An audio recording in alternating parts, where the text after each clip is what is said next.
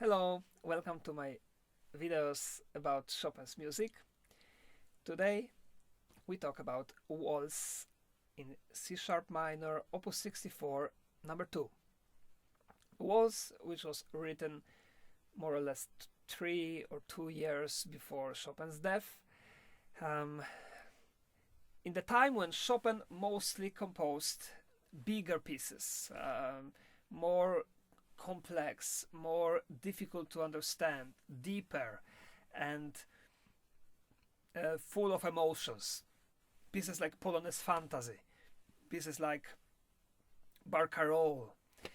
Of course, he also composed 3 mazurkas, opus 63, which are simpler, 2 nocturnos, opus 62, which are very innovative and very rich in harmonies.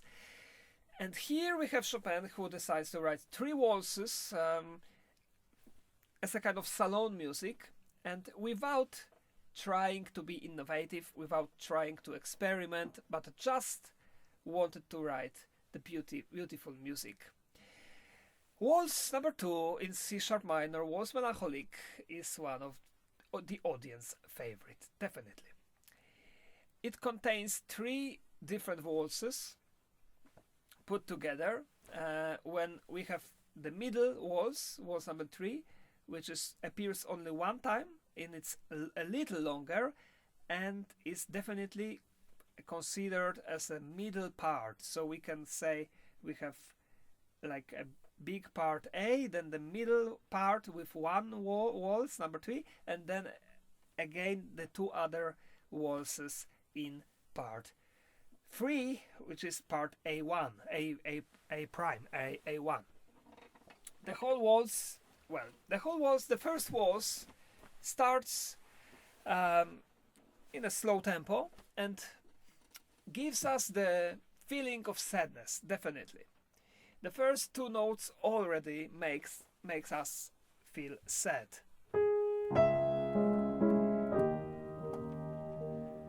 And why they make us sad? That's because we have the half tone, the semitone down, and it always in music brings us better emotions. But then what is happening next? Well, I want you to listen. I play for you the first phrase, and I want you to listen and ask yourself, answer the question. Let's say. Answer the question, what is going on here? How many different motifs we have? Do we have a long melody? Do we have shorter motifs? Are they different from each other? Are they similar to each other? What is happening here?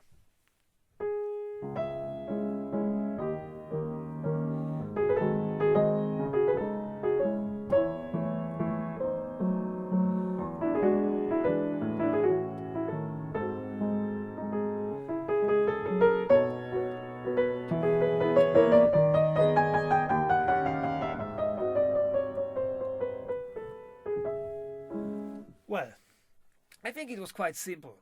We have 2 different motifs, and they have a dialogue. The first motif contains only 2 notes, and is rather sad. The second motif is more dance-like. It has a kind of dancing rhythm. So maybe it's trying to make the other motif dance. Maybe saying, hey, come on, don't be so sad. Let's dance. But then the first motif comes again. No, I'm so sad. The second motif saying, come on, let's dance. And then again the first motif is saying, I'm sad. And the second motif is going up now. Again the first motif. And then the second motif is just going all the time.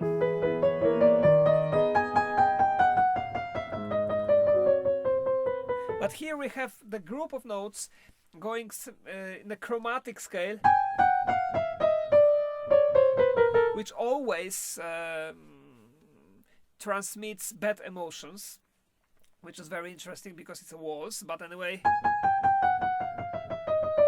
if we had it written in a normal scale, we would just didn't feel so much suffering. Instead, we just felt some kind of delicate sadness.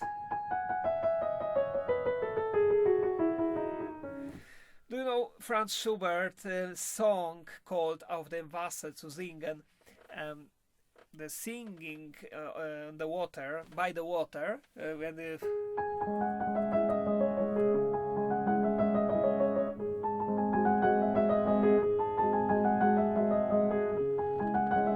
it's such a beautiful song, and it's written exactly the same, except here we have the chromatic scale. So we are not singing by the water, we are just suffering. And this is the difference. So now let's listen, because the whole first waltz is constructed just in this dialogue. I think this is the most important thing what we can do here. We can tell here. Also, we are bound to do the rubato here. And because that's how the phrase is constructed. Rubato, from Italian, stealing. We can steal the time. We are bound to make a kind of accelerando, so go faster, and then later we have to give back this time that we stole, give it back so that there is a harmony. And that's what I'm going to do now, and I'm going to show you. Because if we play without this rubato, then the music is just dead. That's the problem in Chopin's music in general. We cannot play it literally like it's written. There are so many things between the notes, which we have to try to feel and guess, consider, think about, and then interpret. And then this music, like poetry, also must be interpreted, and there is a lot of things between the words. The same is in Chopin's music and general romantic music especially. Let's listen.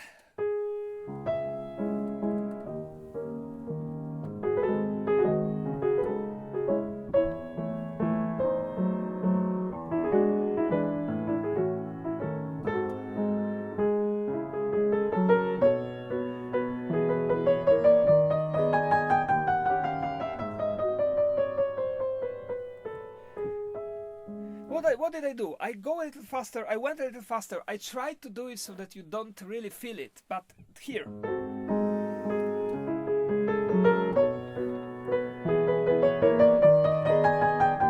And now I'm giving back the time, and we are back at the beginning.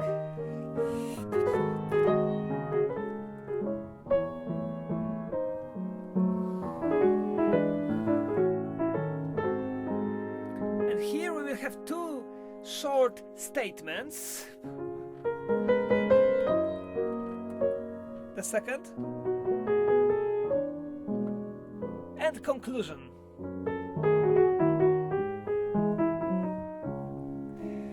It's like a poetry.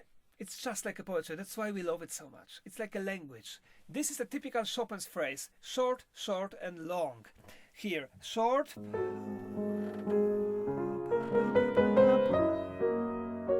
The second short and long conclusion. And then we have waltz number two. Waltz number two, which is magic.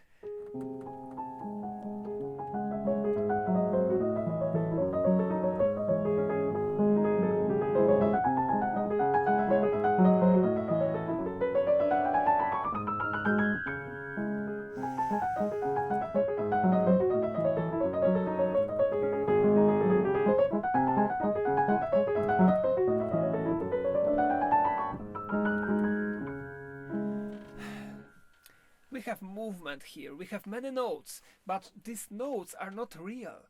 There is something, well, I call it a wind. When we have the wind, we don't see the wind, but we feel the wind in our skin. It's invisible. Here is something like that with these notes. We have a waltz rhythm in the left hand, of course, because it's a waltz, so it must be. But in the right hand we have only one motif. Can you hear this? Only one motif? 6 notes. 1, 2, 3, 4, 5, 6. There, go down.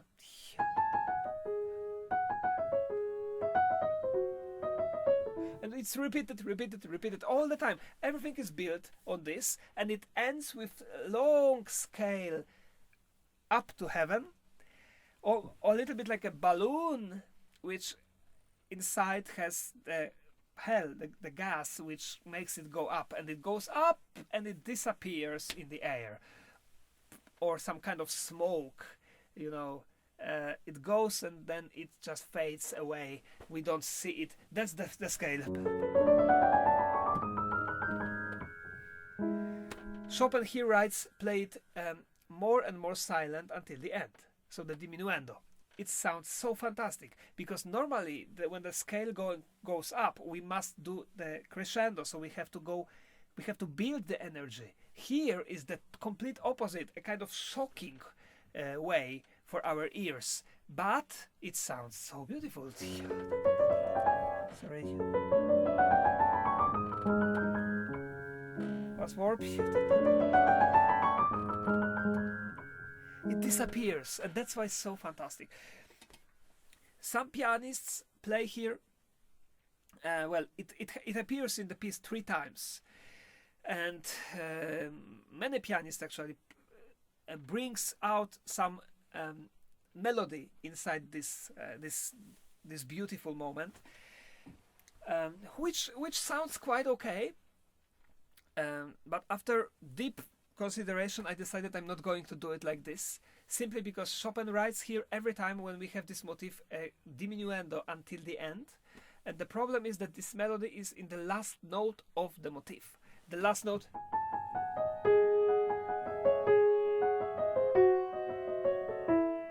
So it sounds like this. Maybe you know this, if you know the waltz.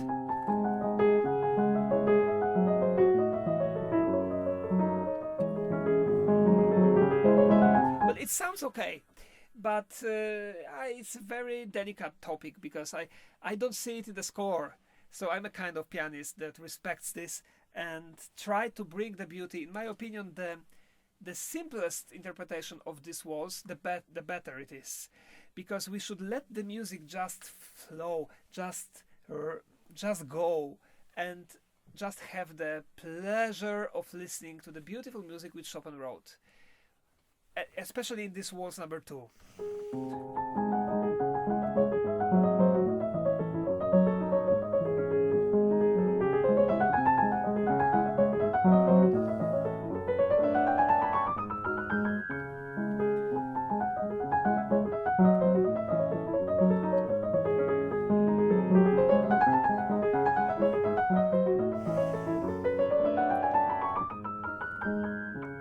And now we have waltz number 3. What's going on here?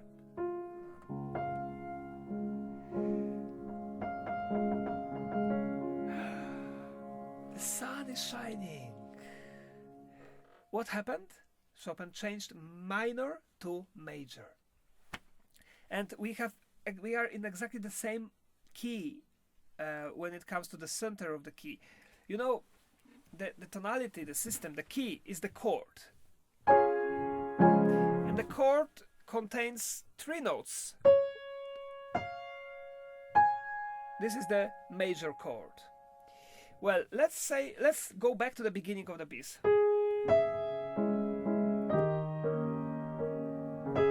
It sounds sad because it's minor. The chord has 3 notes, 1, 2, 3. This is minor chord. To make this chord a major chord, we have to change the middle note, so this one, only the half note, half tone up. So the first and the fifth, the first and the third, let's say, the first and the third note is the same, and the third, the middle is going up.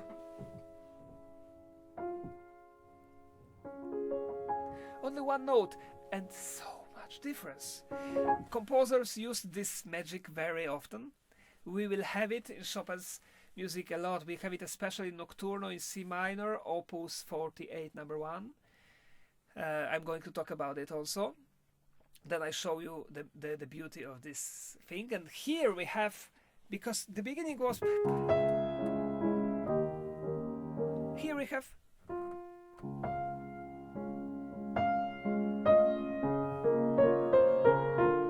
and what do we have here? We don't really have a waltz. Everybody stopped dancing, and now we have the artistic performance. A beautiful singer, soprano singer, comes in the middle of the room and starts to sing the beautiful song or aria about love, of course. So this is the thing, this is the challenge for the pianist, to try to play it trying to imitate singer. It's very important and it takes time, and I think it's very important for the pianist to listen to singers and to work with singers even, because only that way we can learn how to sing on piano. Chopin always was saying the piano should sing. So in all the things, well, when I play it, I always close my eyes and I try to imagine that it's not me who is playing, but the beautiful soprano is singing aria.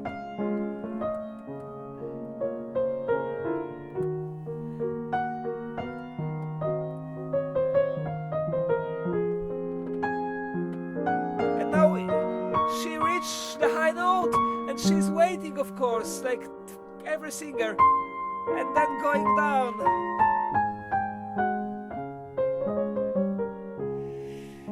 The breath, like every singer must do the breath, and then again. Well, this must be also played as a singing. It cannot be played like some people play, but cannot be played like very fast, because no singer in the world can sing it so fast, and it doesn't really sound very beautiful. So singing,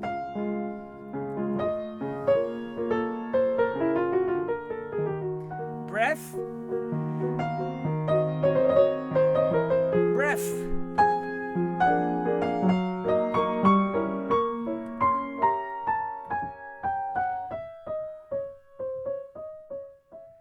Everything ends and we go back, but to waltz number 2.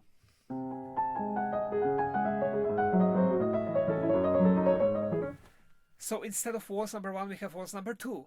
Then afterwards we have waltz number 1 again, and in the end waltz number 2 again.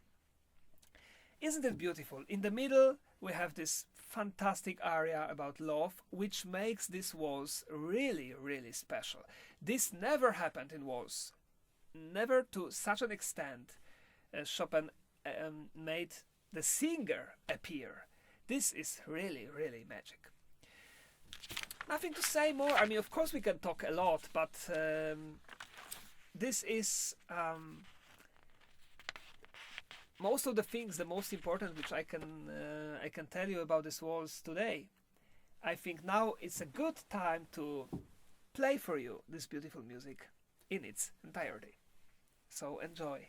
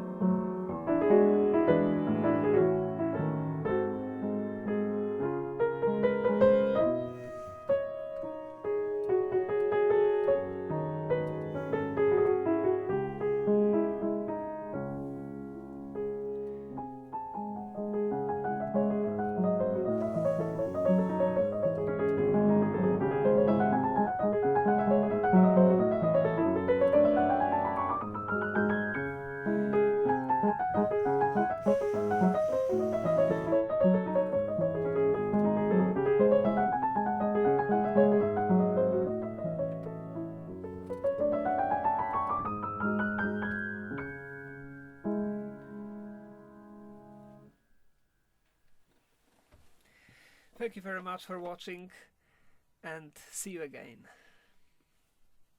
Bye bye.